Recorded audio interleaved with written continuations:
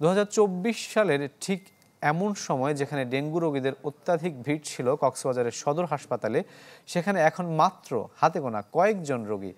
শুধু আক্রান্তের ক্ষেত্রে নয়, মৃত্যুর সংখ্যাতেও এবার শূন্যের কোটায় কক্সবাজার। ফলে এবার ডেঙ্গুর ডেঞ্জার জোনে নেই সাগরপাড়ের এই জেলাটি। বর্ষা এলেই বাড়ে ডেঙ্গুর প্রকোপ। গেল বছর ডেঙ্গু আক্রান্তের দিক দিয়ে কক্সবাজার জেলাকে হটস্পট ঘোষণা করলেও এবছর অনেকটাই স্বস্তিতে সমুদ্র তীরবর্তী এ জেলার মানুষ। সরকারি তথ্যমতে জেলায় এবছর এখন পর্যন্ত ডেঙ্গুতে আক্রান্তের সংখ্যা 4,934 জন। গত বছর যা ছিল প্রায় 4 গুণ।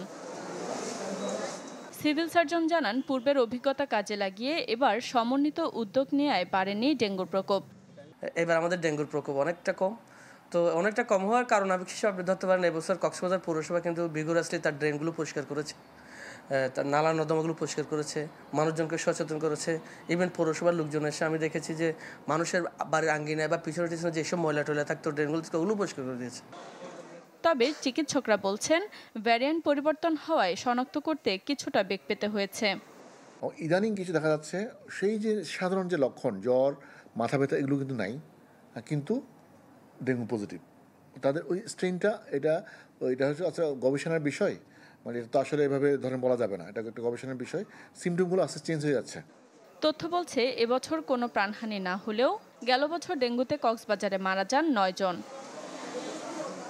Desk report, channel 24।